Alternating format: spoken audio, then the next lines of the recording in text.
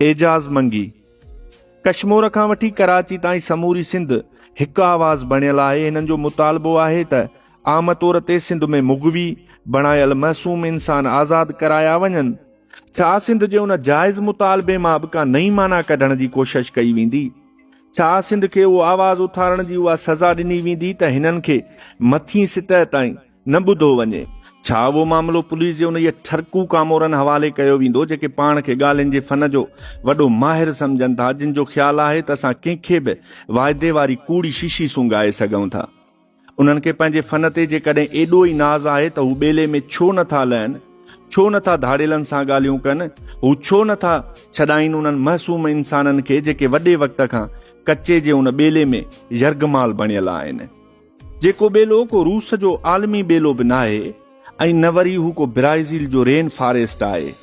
मुठ जेतिरनि वणनि ते मुश्तमिल उन ॿेले में मोबाइल फोन जा सिग्नल त पहुची सघनि था, पर उहे सरकारी साहब पहुची नथा सघनि जेके सोशल मीडिया ते हर ॾींहुं उन्हनि धाड़ेलनि जूं वीडियोज़ वायरल थींदे ॾिसनि था, जेके ॾींहं ॾिठे जो शहरनि मां माण्हुनि खे खंबे ॿेले में खणी वञनि था। वॾी ॻाल्हि उहा त उहे धाड़ेल हाणे पंहिंजी बंदूक जो बि एतिरो इस्तेमालु नथा कनि जेतिरो मोबाइल फोन जो इस्तेमालु करे रहिया आहिनि। उहो महसूस थी रहियो आहे त ॼण हाणे उन्हनि जो सभ खां असराइतो हथियार मोबाइल फोन थी वियो आहे। हू मोबाइल फोन मुतारिफ़ माण्हुनि खे धमकियूं बि ॾियनि था, मार कुट करे उन्हनि जा वीडियो भरे संदुसि घर भातियुनि खे ब्लैकमेल कनि था। उन खां सवाइ हू पंहिंजी दिलि विंदराइण लाइ बि उन औज़ार खे हर वक़्तु इस्तेमालु कंदा रहनि था। मुल्क में हिन महिल साइबर क्राइम जा सिलसिला वधिया आहिनि त उन मुक़ाबले में हुकूमत ऐं इंतिज़ामिया बि पंहिंजो शोबो मुतहरिक कयो आहे। उहो मुमकिन न आहे त धाड़ेलनि खे उन नेटवर्क खां दूर रखी सघिजे जंहिंजूं हदूं मुल्क ताईं महदूद न आहिनि। ही जेके फेसबुक ते पंहिंजा अकाउंट हलाइनि था, जिन जी फॉलोइंग पुलिस ऑफिसरनि खां बि वधीक, जेके हर ॾींहुं कंहिं न कंहिं मक़ामी या मुल्की कॾहिं कॾहिं त बिन अक़वामी क़िस्म जे इलाइक़ाई मामलनि ते बि पंहिंजो मौक़िफ़ पेश कनि था।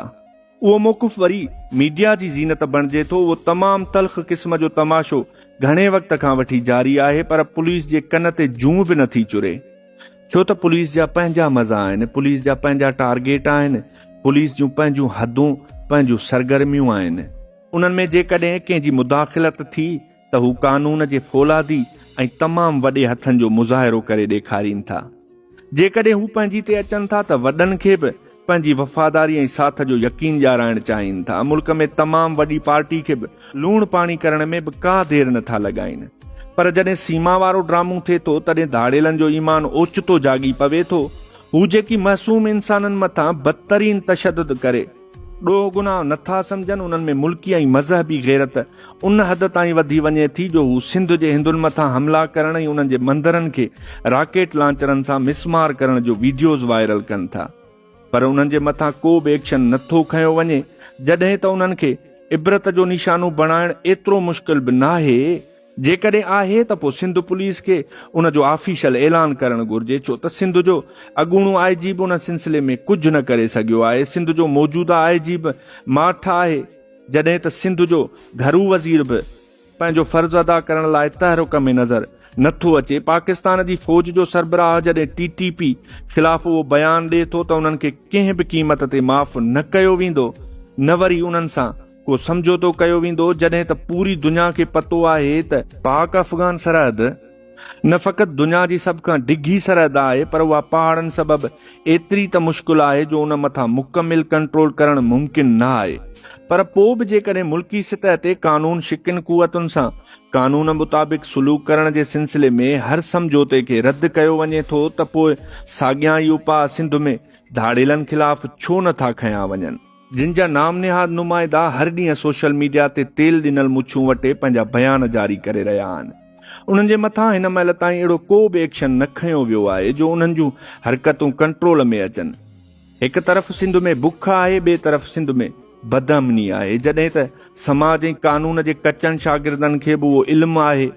बुख ऐं बदअमनी जो पाण में गहरो तालुक़ु हूंदो आहे। जॾहिं त मुआशी बहरान सबबि सिंध जे गादी वारे ऐं मुल्क जे सभ खां वॾे शहर जूं घटियूं महफ़ूज़ न रहनि, पूरो शहर स्ट्रीट क्राइम जे भर चढ़ी वञे त सिंध जे उन नंढनि शहरनि ऐं ॻोठनि जो छा थींदो? जिथे शाम जो सिजु लहंदो आहे तॾहिं बदअमनी जा राकास रस्तनि खे सुनसान बणाइण जा सबब बणिजंदा आहिनि।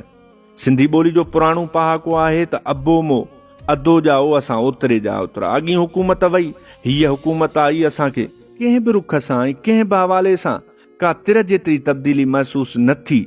सिंध में जॾहिं वधियल बदअमनी सबबि हिंदू आबादी खे पंहिंजो साहु घुटजंदे महसूस थियो, तॾहिं उन्हनि खे लॻो त धाड़ेलनि खां तहफ़ुज़ मिलणु मुश्किल न पर नामुमकिन बणिजी वियो आहे। तॾहिं हू सिंध जी वेझी तारीख़ में पहिरियों भेरो सरापा एहतजाज बणिजी कराची में मुज़ाहिरा करे रहिया आहिनि त कश्मीर में बि धरना आणी रहिया आहिनि। उन्हनि जे तकलीफ़ुनि खे अहसास कननि सां ॿुधण ई अमली कदम खणी उन्हनि खे एतमाद में वठण बदिरां पुलिस जा कामोरा उन्हनि खे धमकियूं ॾियनि था त जेकॾहिं उन्हनि जो हुकुम मञी धरना ख़तम न कया विया त हू गोलियूं हलाइण में बि विरम न कंदा।